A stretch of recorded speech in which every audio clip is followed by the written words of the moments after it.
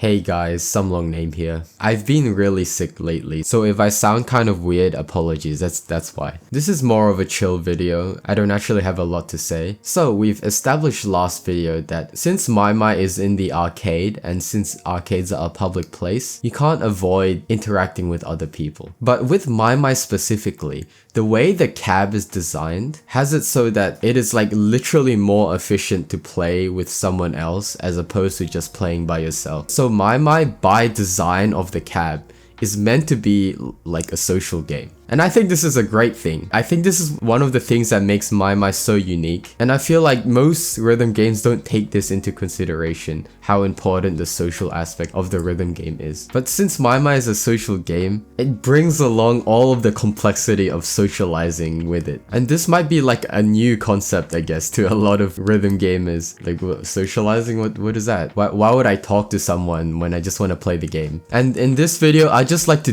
dive a little deeper into the complexities of socializing, specifically in a Maimai context. As usual, I asked my Discord 1 week in advance if they had any awful or cringe interactions in Maimai, and I'm mostly gonna go through those this video. I don't actually have a lot to say myself. Anyway, if you want to be a part of this, make sure to join the Discord. Also subscribe. I'm trying to get to 1,000 subs so I can get monetized, so that would be great if you could smash that sub button. Okay. Before I start going through my Discord submissions, I just like to give a little ramble about socializing. In Maimai, it's such a unique dynamic, especially in places with long queues, and that's most places in the world other than Japan. The way the game is designed, it really fosters the environment to make friends. So if you're playing duos with someone that you don't know, I mentioned before, but you're kind of forced to talk to them to find out who's picking first and whether they're okay with their pick. And from that, if you really wanted to, you could make some small talk. You could be like, oh, haha, this chart sucks, or like, I love this chart. Or if someone says they hate the chart or something, you'd be like, oh, why do you hate the chart? And if you're in the queue, like, there's just really easy questions you can ask if you really wanted to make friends. You can like talk about like, oh, I'm grinding for this. Oh, you're so good. How long have you been playing?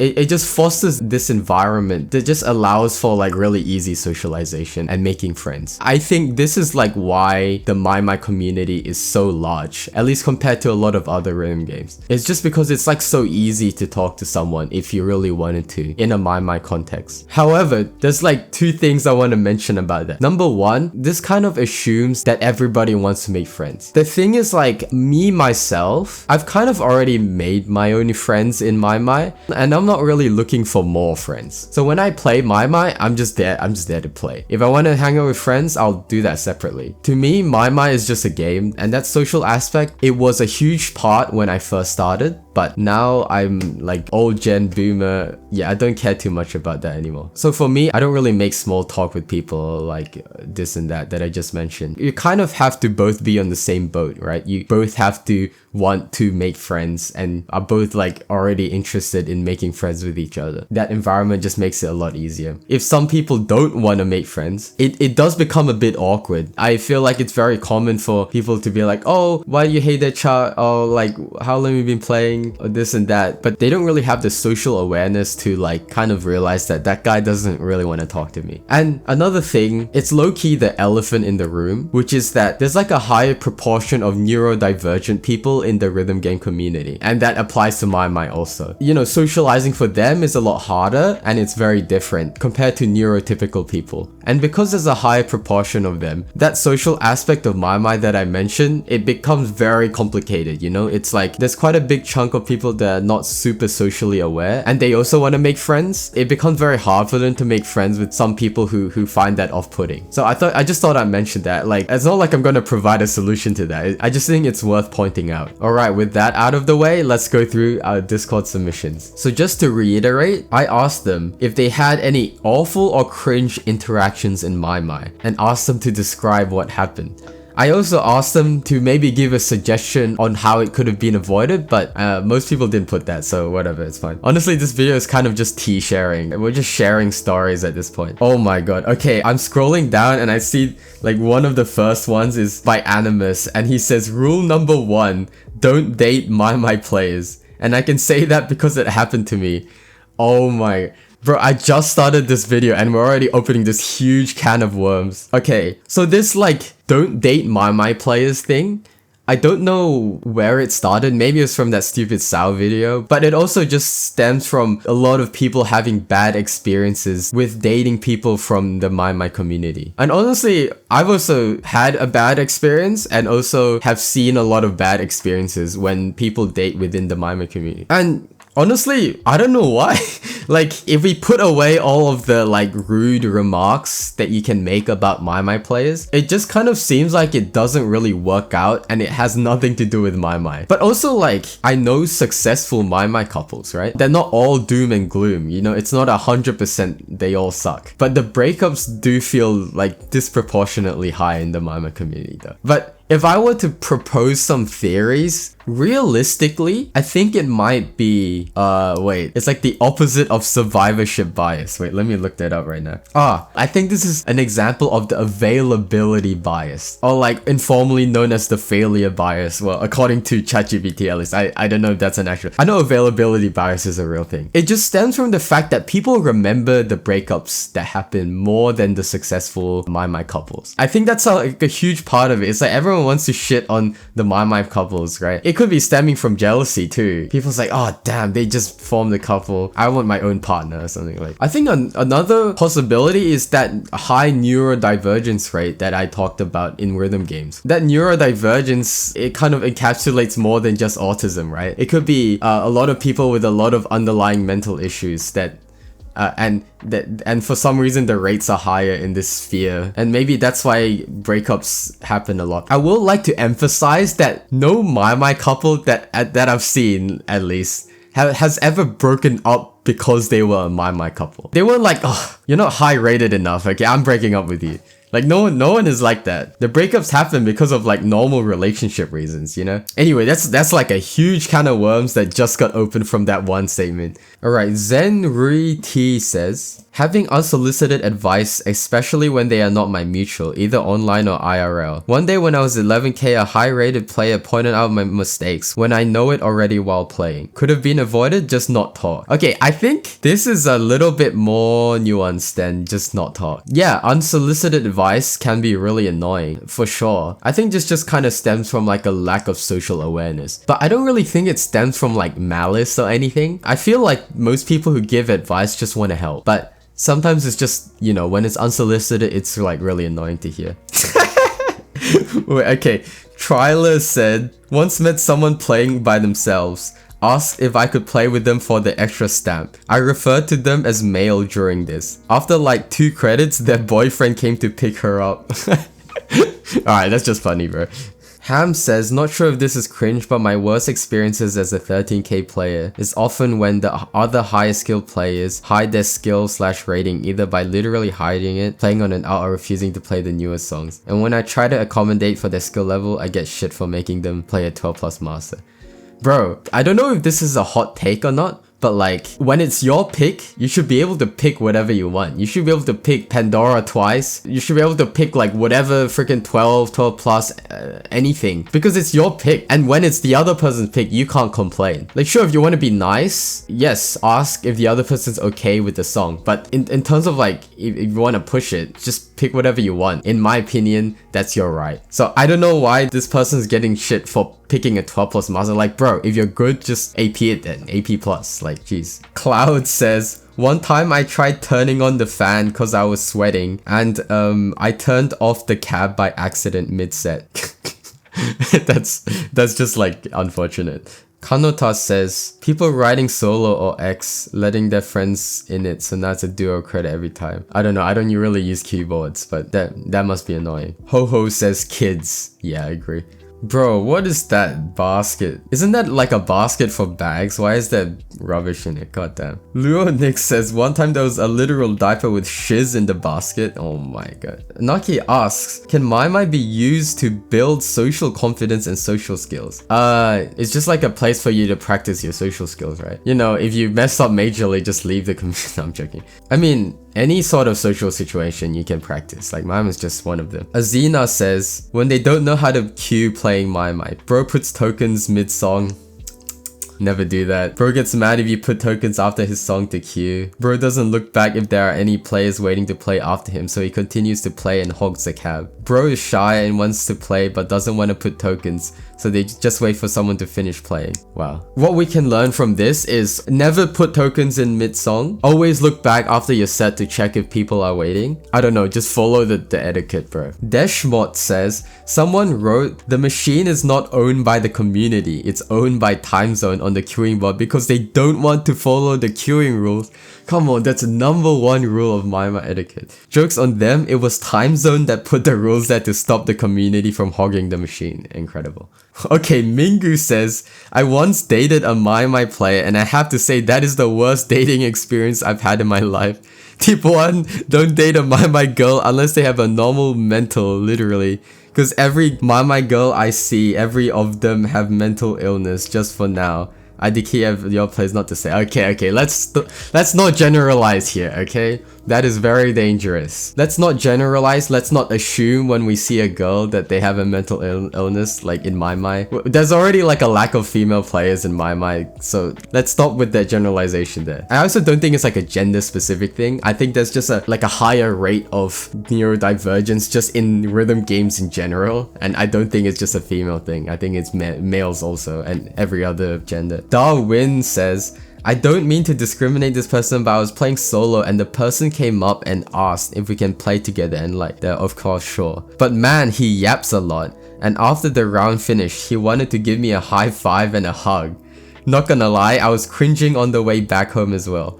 How I could have avoided this, I have no idea, as I am kind of stuck there. Note, the Maimai community may be weird, trust me, there are weirder people than you might think. Look, once again, I don't think that person in that situation was driven by malice. They just have a lack of social awareness and violated Darwin's boundaries on accident. Oh well, I'd like to assume it was on accident. Be careful with people's boundaries. I think usually stuff like physical contact, you gotta be really careful with and be really certain that people are okay with it. Yu says, when I was playing randomly, a random kid kicked my legs while I was playing and the parents had to pull him out of the way and they didn't even apologize. The kid was like 10.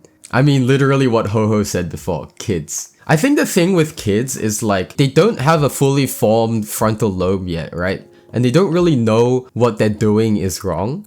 But it's still really annoying. Especially because, you know, the arcade is, like, families go there to have fun. And they bring their kids, obviously. Like, why wouldn't you? Man, like, I also don't know about blaming the parents 100% for the kids' mistakes. But because, like, parents can't control their kids all the time, right? The kids are gonna act up. But I think, yeah, like, in this case, the worst part is when they don't apologize for their kids' actions. They're only concerned with the kid and doing something wrong. Sure, yell at the kid for doing whatever. Or even don't. I don't know how to parent. But I think it's important to make sure the person who was affected is alright and, you know, apologize for what happened. It's not that the parents need to control the kids, but the parents need to take some responsibility for the kids' actions when they make a mistake. Auri says, this happened a bit ago, but it definitely stuck with me because of how ridiculous it was. For context, this happened in an arcade location that had a pretty homogeneous Indonesian population. I'd say this for a reason, okay? Let him cook. Basically what happened, I was playing by myself during opening, mostly just warming up to start. However, I noticed that there's suddenly a large group watching me play within my peripheral vision. I then looked to the right of me and saw a group of Spanish tourists as they cheered the fuck out of me very loudly. And they proceeded to do the exact thing throughout every other arcade machine possible in the venue,